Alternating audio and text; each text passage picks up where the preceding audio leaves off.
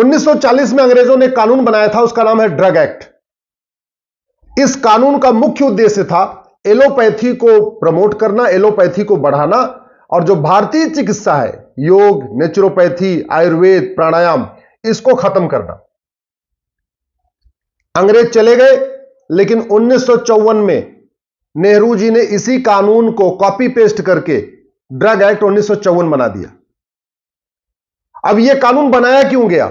यह कानून इसलिए बनाया गया कि जिन बीमारियों का इलाज महर्षि चरक ने बताया है, महर्षि सुश्रुत ने बताया है, महर्षि वाग्भट ने बताया है, आचार्य सारंगधर ने बताया है, आचार्य माधवकर ने बताया है, आचार्य भावप्रकाश ने बताया है, अगर उन बीमारियों को ठीक करने के लिए आप गारंटी लेते हैं, उन बीमारियों के बारे में आप कहते हैं कि आप ठीक कर देंगे नेचुरोपैथी के जरिए, आयुर्वेद के जरिए, प्राणायाम के जरिए, योग के जरिए, तो आपको तत्काल नोटिस आ जाएगी। और यह नोटिस कौन भिजवाता है? यह है इंडियन मेडिकल एसोसिएशन।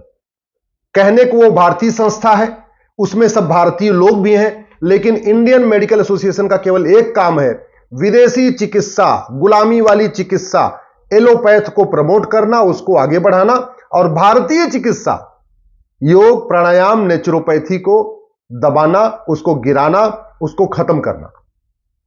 और अब तो हद हो गई है। जिन बीमारियों का इलाज महर्षि चरक ने लिखा है, महर्षि सुश्रुत ने लिखा है, आचार्य भावप्रकाश ने लिखा है, महर्षि सारंगधर ने लिखा है, महर्षि माधवकर ने लिखा है, महर्षि वाग्भट ने लिखा है, उन बीमारियों का इलाज हमारे देश में कई सारे स्थानों पे आयुर्वेद के जरिए हो भी रहा है।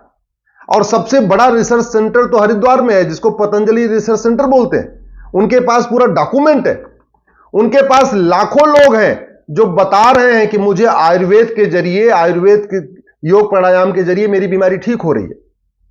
लेकिन जब उसी बात को पतंजलि प्रचारित करता है, प्रकाशित करता है कि हां हम गारंटी के साथ इलाज करते हैं, तो पतंजलि को नोटिस आती है, पतंजलि को हाई कोर्ट में घसीटा जाता है, पतंजलि को सुप्रीम कोर्ट में घसीटा जाता है। और घसीटने के लिए उसको शक्ति कहां से मिलती है?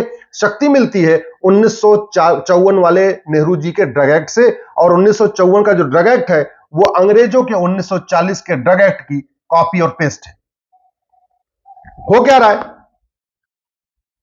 जिन बीमारियों का इलाज एलोपैथ में नहीं था, अंग्रेजों ने उन बीमारियों के प्रचार प्रसार पे बैन लगा दिया।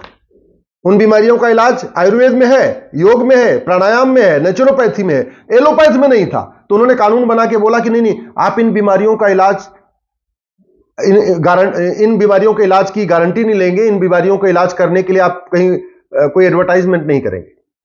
अब अपेंडिक्स का इलाज योग प्राणायाम नेचुरोपैथी में है, अंधेपन का इलाज योग प्राणायाम नेचुरोपैथी में है, आयुर्वेद में है। कैंसर का इलाज मैंने बहुत सारे लोगों को देखा है जो पतंजलि में आके कैंसर का इलाज कराते हैं। लोग मोतियाबिंद का इलाज कर रहे हैं पतंजलि में। बहरेपन का इलाज हो रहा है योग प्राणायाम आयुर्वेद नेचुरोपैथी के जरिए। डायबिटीज का तो जबरदस्त इलाज होता है योग प्राणायाम नेचुरोपैथी आयुर्वेद के जरिए। मंद बुद्धि का इलाज, जिसके बच्चों का अगर दिमाग थोड़ा मंद होता है, थोड़े कमजोर होते हैं, उनका इलाज हो रहा है आयुर्वेद के जरिए, नेचुरोपैथी के जरिए, योग प्राणायाम के जरिए।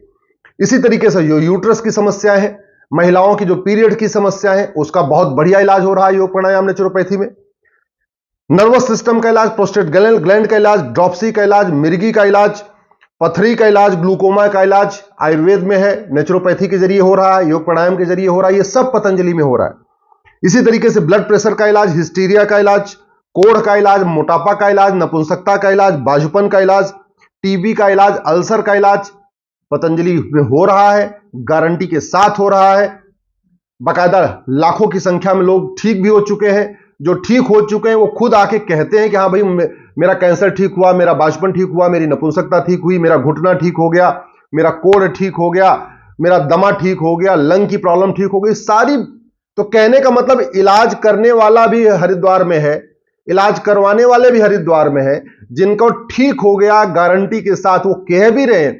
और मैंने तो हजारों लोगों को ऐसे भी देखा है कि जो एलोपैथी में इलाज करा करा के थक गए, उनको लगा अब कुछ नहीं हो पाएगा, उनका मकान बिक गया, उनका घर बिक गया, उनकी दुकान बिक गई, वो आए हैं पतंजलि में योग प्राणायाम आयुर्वेद नेचुरोपैथी के जरिए इलाज करा रहे हैं, अब उनको वहां आराम मिल रहा है। लेकिन इंडियन मेडिकल एसोसिएशन जो विदेशी चिकित्सा पद्धति को प्रमोट करना चाहता है, उसको यह हजम नहीं हो रहा है।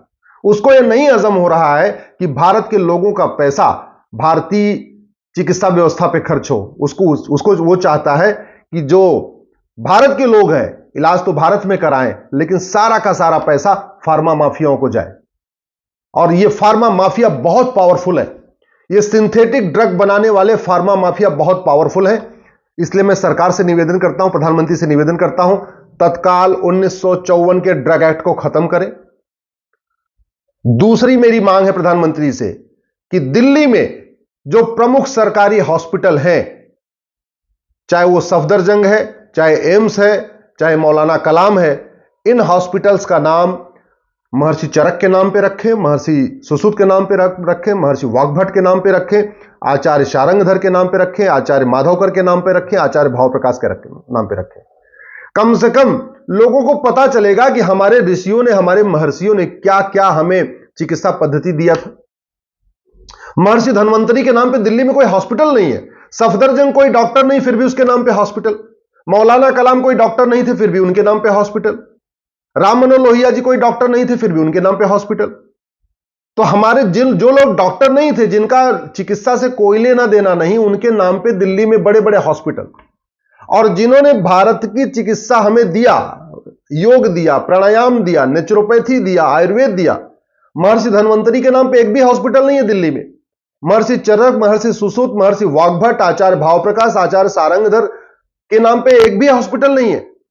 ये बंद हो, इसलिए मैं प्रधानमंत्री से निवेदन करता हूं, प्रमुख हॉस्पिटल्स का नाम हमारे ऋषियों महर्षियों के नाम पे रखे। ये जो मेडिकल का कोर्स है, जैसे चाइना में होता है इंटीग्रेटेड कोर्स होता है, फर्स्ट ईयर सबके लिए कॉमन होता है।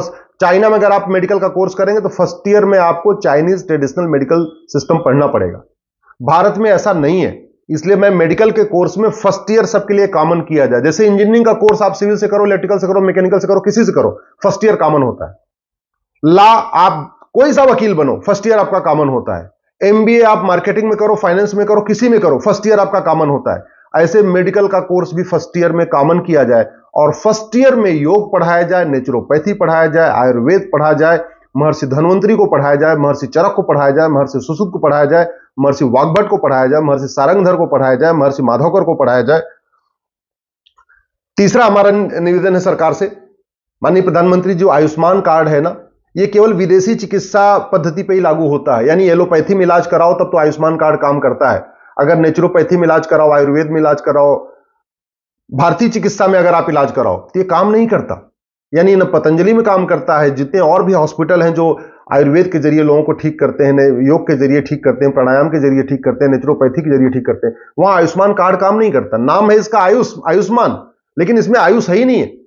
तो कृपया इस आयुष्मान कार्ड को योग, प्राणायाम, नेचुरोपैथी पे भी लागू करिए। मेरा निवेदन है कि ये जो सिंथेटिक ड्रग बनाने वाले फार्मा माफियाओं ने पूरे सिस्टम को हाईजैक कर रखा है। आईएमए तो उनका रिप्रेजेंटेटिव है ही है, लेकिन बाकी जो पूरा सिस्टम हाईजैक कर रखा है, इस पे कंट्रोल करने के लिए आयुष को थोड़ा प्रमोट करिए। और डॉक्टर का मतलब केवल एमबीबीएस क्यों, प्रत्येक हॉस्पिटल में जितने अगर एमबीबीएस के लोग हैं उतने आयुर्वेद के लोग भी होने चाहिए। आयुर्वेद हमारी चिकित्सा पद्धति है और बहुत कारगर है, कोई साइड इफेक्ट नहीं है, परमानेंट इलाज होता है। तो फिर हमने आयुर्वेद को सेकेंडरी क्यों रखा हुआ है, नेचुरोपैथी को सेकेंडरी क्यों रखा हुआ है, योग प्राणायाम को सेकेंडरी क्यों रखा हुआ है? कायदे से तो योग, प्राणायाम, नेचुरोपैथी, आयुर्वेद ये प्राइमरी होना चाहिए, सबसे पहले इसी से इलाज होना चाहिए। हाँ, जिस बीमारी का इलाज योग, प्राणायाम, नेचुरोपैथी, आयुर्वेद में ना हो पाए उसको आप सिंथेटिक दवाई दीजिए, उसको आप एलोपैथी से इलाज कराइए। लेकिन अभी तो उल्टा चल रहा है, सबसे पहले लोग एलोपैथिक तरफ भागते हैं, जब एलोपैथी में फेल हो जाते हैं, एलोपैथी में पूरा घर लुटा देते हैं, तब वापस आ रहे हैं योग, प्राणायाम, नेचुरोपैथिक तरीके। तो ये बंद करें। और सबसे इंपॉर्टेंट ये जो विदेशी चिकित्सा व्यवस्था को प्रमोट करने वाली संस्थाएं हैं, विदेशी चिकित्सा को प्रमोट करने वाले संगठन हैं, जो लोग हैं, जो पॉलिटिशियन हैं, इनको एक्सपोज करना बहुत जरूरी है। मेरा आप लोगों से निवेदन है, इस वीडियो को अधिक से अधिक शेयर करिए। लेकिन इंटीग्रेटेड हेल्थ केयर सिस्टम तभी लागू हो सकता है जब 1954 का कानून खत्म हो। यानी सबसे पहले जो शुरुआत करना पड़ेगा वो 1954 में जो नेहरू जी ने कानून बनाया था, ड्रग एंड मैजिक एक्ट, उसको खत्म करना नितांत आवश्यक है।